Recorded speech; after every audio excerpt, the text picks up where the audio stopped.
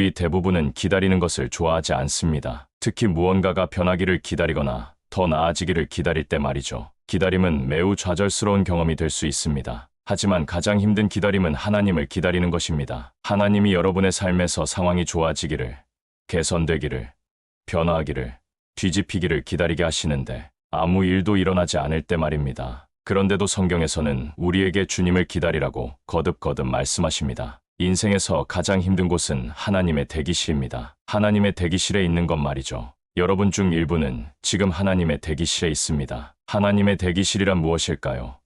여러분은 무언가가 일어나기를 서두르는데 하나님은 그렇지 않을 때입니다. 그것이 바로 하나님의 대기실입니다. 여러분 중 일부는 졸업하기를 서두르고 있습니다. 일부는 결혼하기를 서두르고 있습니다. 일부는 가정을 꾸리기를 서두르고 있습니다. 일부는 새로운 사업을 시작하기를 서두르고 있습니다. 여러분 중 일부는 큰 목표, 큰 꿈, 큰 성취를 위해 서두르고 있습니다. 여러분 중 일부는 온갖 다양한 일들을 서두르고 있지만 하나님은 그렇지 않습니다. 우리 인간은 기다리는 것을 싫어하고 특히 하나님을 기다리는 것을 힘들어합니다. 여러분은 하나님이 서두르지 않으실 때 서두른 적이 있나요?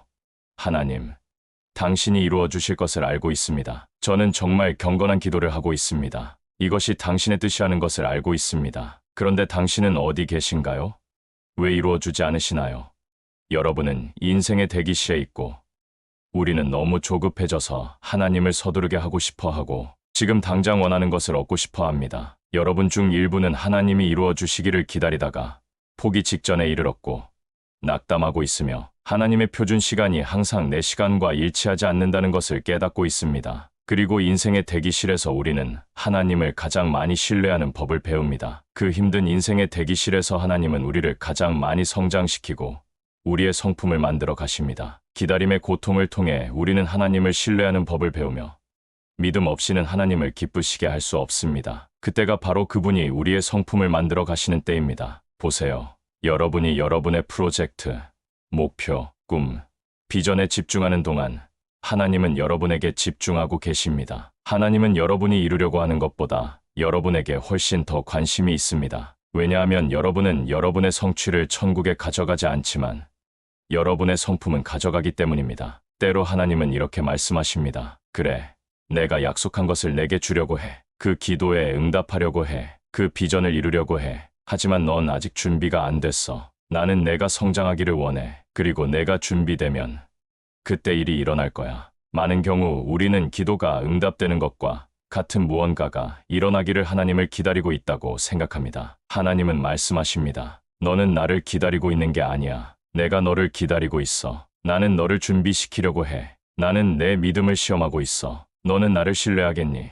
하지만 나는 또한 너를 성장시키려고 해. 왜냐하면 내가 내게 주고 싶은 축복이 지금 내가 감당할 수 있는 것보다 훨씬 크기 때문이야. 넌 아직 준비가 안 됐어. 넌 아직 그걸 감당할 수 없어. 인생에서 배워야 할 또 다른 것은 지연이 거부가 아니라는 것입니다. 아니오와 아직은 큰 차이가 있습니다. 미성숙한 아이들은 그 차이를 모릅니다. 아이에게 아직이라고 말하면 그들은 울기 시작하고 히스테리를 부립니다. 왜냐하면 그것이 아니오를 의미한다고 생각하기 때문입니다. 그들은 지연이 거부가 아니라는 것을 이해하지 못합니다. 하나님은 이렇게 말씀하십니다. 내가 내 삶에서 이런 일들을 하려고 해. 내가 내게 비전과 꿈을 주었지만 넌 아직 준비가 안 됐어. 그리고 적절한 때가 되면 내가 내 기도에 응답할 거야. 하나님은 종종 우리를 기다리고 계십니다. 왜 이것이 중요할까요? 왜냐하면 여러분이 하나님의 대기실에 있을 때 여러분은 온갖 종류의 부정적인 감정에 빠질 유혹을 받기 때문입니다. 여러분은 걱정하기 시작하고 스트레스를 받기 시작하고 불안해지고 짜증나고 영적 ADHD에 걸리고 부러워할 수 있고 질투할 수 있습니다. 그는 승진했는데 나는 승진하지 못했어. 그녀는 아기를 가졌는데 나는 아기를 갖지 못했어. 그녀는 약혼했는데 나는 약혼하지 못했어. 그는 새로운 사업을 시작했고 잘 되고 있어. 내 사업은 어떡하지? 이런 모든 종류의 부정적인 감정들이 여러분의 삶에 들어올 수 있습니다. 그리고 나서 여러분은 좌절하고 자기 연민에 빠지기 시작합니다. 그래서 하나님은 여러분이 인생의 대기실에 있을 때 무엇을 하기를 원하실까요? 왜냐하면 여러분은 그것을 여러 번 겪게 될 것이기 때문입니다. 하나님은 기도를 넣으면 즉시 응답을 받을 수 있는 자판기가 아닙니다. 항상 지연이 있습니다. 이 지연은 의도적인 것입니다. 이 지연은 여러분에게 그분을 신뢰하는 법을 가르치고 여러분의 성품을 성장시키기 위해 의도적으로 설계된 것입니다. 지연은 거부가 아닙니다. 아니오와 아직은 큰 차이가 있습니다. 부모인 여러분들은 이것을 이해할 것입니다. 자녀들에게 아니오라고 말하는 것과 아직이라고 말하는 것은 큰 차이가 있습니다. 그저 아직 때가 되지 않았을 뿐입니다. 그리고 지연은 거부가 아닙니다. 우리는 이것을 성경 전체에서 볼 수 있습니다. 하나님은 노아에게 큰 홍수로부터 그의 가족을 구할 방주를 지으라고 말씀하셨지만 120년 동안 비가 오지 않았습니다. 하나님은 아브라함에게 그가 위대한 민족의 아버지가 될 것이라고 말씀하셨지만 그는 99세가 되어서야 첫 아이를 가졌습니다. 하나님은 모세에게 450년 이상 노예 생활을 하던 사람들을 이집트에서 이끌어낼 것이라고 말씀하셨지만 그 후 하나님은 모세를 40년 동안 광야로 보내 기다리게 하셨습니다. 하나님은 요셉에게 그가 기근으로부터 그의 가족과 그의 백성을 구할 것이며 위대한 지도자가 될 것이라는 큰 꿈을 주셨습니다. 하지만 그 후 요셉은 노예로 팔려가고 고발당하고 투옥되어 마침내 하나님이 그를 감옥에서 꺼내 이집트의 2인자로 세우고 약속이 이루어질 때까지 감옥에서 기다리고 있었습니다. 하나님은 다윗 왕을 왕으로 기름 부으셨지만 그는 몇 년 후에야 실제로 왕이 되었습니다. 심지어 예수 그리스도도 그의 지상 사역을 시작하기 전 30년 동안을 목공소에서 기다리며 보냈습니다. 보세요. 지연은 거부가 아닙니다. 하나님이 지연시키실 때 때로 우리는 잊혀진 것 같은 느낌을 받습니다. 시편 131편은 이렇게 말합니다. 주님, 언제까지 저를 잊으시옵니까? 영원히 잊으시옵니까? 때로 여러분은 하나님이 여러분을 잊으셨다고 믿는 지점에 이릅니다. 걱정하지 마세요. 그것은 흔한 경험입니다. 우리 모두는 언젠가 한 번씩 그것을 겪습니다. 하나님이 그곳에 계시지 않거나 적어도 그분이 우리를 잊으셨다고 느끼는 것 말입니다. 아마도 우리는 우리의 문제들이 그분에게 중요하지 않다고 상상합니다. 시편 저자는 시편 10장 1절에서 그러한 의심들을 마주합니다. 그가 거기서 말하는 것을 들어보세요. 주님, 어찌하여 멀리 서 계십니까? 어찌하여 환난 때에 숨으십니까? 여러분이 믿는 것은 그분이 여러분을 포기하셨다는 것입니다. 여러분은 지금 그렇게 느끼고 있을 수도 있습니다. 만약 그렇다면 제가 여러분에게 상기시켜 드리고 싶은 것은 여러분이 생각하고 있는 것이 단순히 불가능하다는 것입니다. 하나님은 결코 여러분을 포기하지 않으십니다. 그분은 결코 여러분에 대해 관심을 갖기를 멈추지 않으시며 여러분에 대한 그분의 일을 포기하지 않으실 것입니다. 여러분의 시련은 그 일의 일부입니다. 그분은 심지어 여러분의 이름이 그분의 손바닥에 새겨져 있다고 말씀하십니다. 여러분의 이름은 하나님의 손바닥에 문신으로 새겨져 있습니다. 그곳에 새겨져 있어 지울 수 없으며 이것이 여러분에 대한 하나님의 관심입니다. 그분은 여러분을 잊으실 수 없습니다. 지금 여러분이 어떤 폭풍을 겪고 있든 여러분은 결코 하나님의 마음이나 생각에서 떠난 적이 없습니다. 그렇습니다. 때로 하나님이 지연시키실 때 우리는 잊혀진 것 같은 느낌을 받습니다. 하지만 하나님은 결코 목적 없이 지연시키지 않으십니다. 그분은 여러분을 알고 계시고 여러분의 마음을 알고 계시며 여러분이 그분께 구하는 모든 것을 알고 계십니다. 더욱이 만약 그분이 여러분이 생각하는 대로 행동하지 않으신다면 그저 인내하세요. 왜냐하면 하나님은 여러분을 사랑하시기 때문입니다. 그분이 여러분의 이름을 그의 손바닥에 문신으로 새기셨다는 것을 잊지 마세요. 그분은 여러분이 누구인지 알고 계시고 여러분을 잊지 않으셨으며 결코 잊지 않으실 것입니다. 종종 하나님의 타이밍은 우리를 실망시킵니다. 아시다시피 여러분이 오랫동안 기도해 온 무언가가 있을 수 있고 여러분은 정말로 답변이 필요합니다. 아마도 여러분은 매우 구체적인 것을 위해 기도해왔고 특정 시간 내에 하나님이 나타나시기를 필요로 했을 것입니다. 그것은 긴급한 필요인데 그분이 그렇게 하지 않으십니다. 하나님이 여러분이 필요로 할 때 응답하지 않으실 때 여러분은 어떤 결론을 내리나요? 여러분은 내가 뭔가 잘못했나?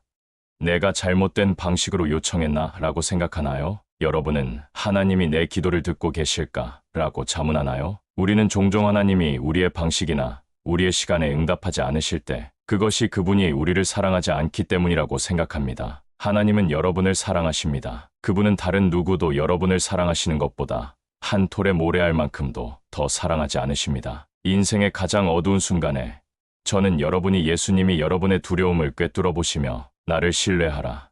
내가 바로 여기 있다라고 말씀하시는 것을 듣기를 원합니다. 하나님의 타이밍이 여러분의 인생에서 여러분이 희망했던 모든 것이 아닐 수 있지만 저는 여러분이 시간을 지키시는 분을 신뢰할 수 있다는 것을 이해하기를 바랍니다.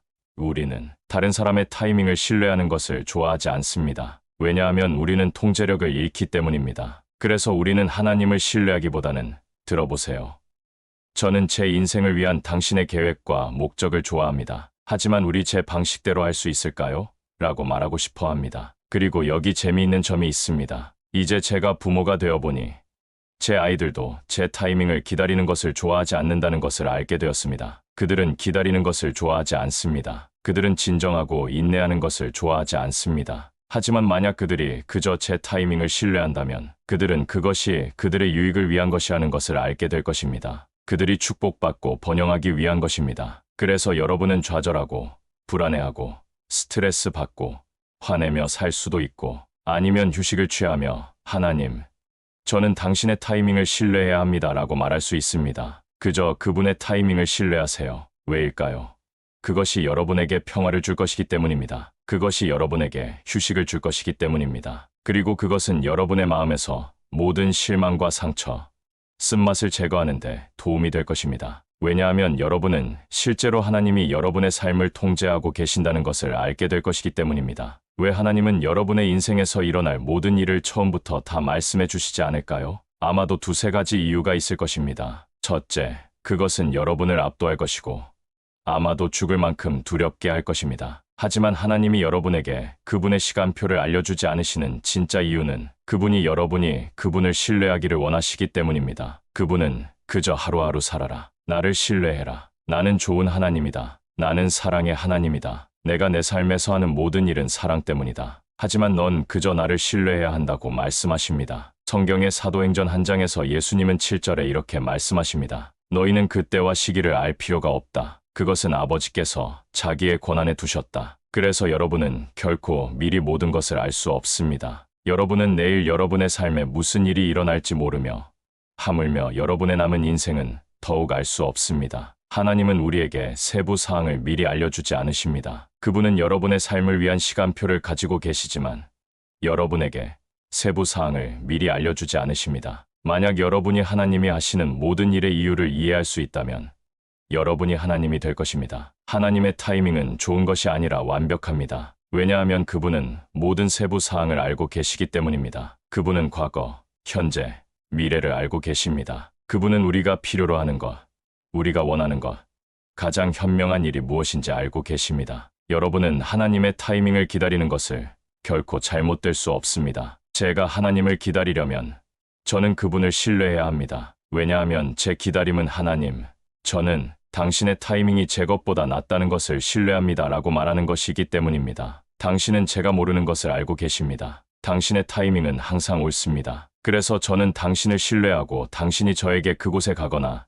이것을 하거나 저것을 가지거나 다른 것을 살 허락을 주실 때까지 기다리겠습니다. 하나님이 우리에게서 무언가를 빼앗으려고 하시는 것이 아닙니다. 그분은 우리에게 가장 좋은 것만을 원하십니다. 그래서 그것은 믿음이 필요합니다. 제가 그것으로 의미하는 바는 단순히 이것입니다. 제가 결정을 내리기 전에 하나님의 타이밍을 신뢰할 의지가 있는가? 우리가 항상 모든 일에서 하나님을 신뢰할 수 있다면 인생이 얼마나 놀라울지 상상해 보세요. 그리고 하나님을 신뢰한다는 것은 우리가 스스로 일을 일어나게 하려는 노력을 멈추고 하나님을 기다린다는 것을 의미합니다. 얼마나 많은 사람들이 기다리는 것을 좋아할까요?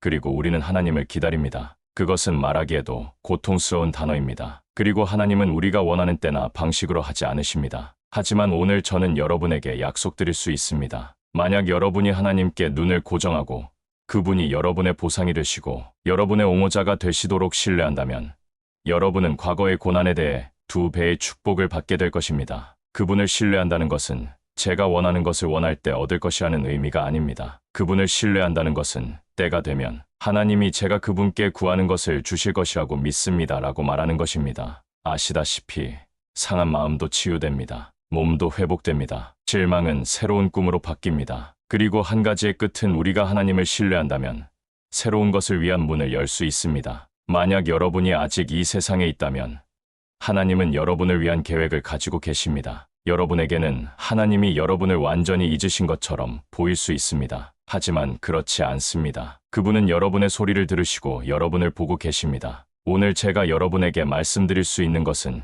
여러분이 보이지 않는 존재가 아니라는 것입니다. 하나님은 여러분이 어디에 있는지 정확히 알고 계시고, 여러분의 삶에서 무슨 일이 일어나고 있는지 정확히 알고 계시며, 여러분이 얼마나 견딜 수 있고 얼마나 견딜 수 없는지 정확히 알고 계십니다. 그분은 일찍 오시지 않을 수 있지만 늦지도 않으실 것입니다. 하나님의 타이밍은 항상 완벽합니다. 그분이 우리의 최선의 이익을 마음에 두고 계신다고 믿나요? 만약 제가 그것을 믿는다면 저는 기다릴 것입니다. 하지만 이것을 보세요. 누군가는 저는 낭비할 시간이 없어요 라고 말합니다. 여러분은 결코 하나님을 기다리며 시간을 낭비하지 않습니다. 절대로. 여러분은 항상 그분의 타이밍이 언제나 올바른 시간이라는 것을 알게 될 것입니다.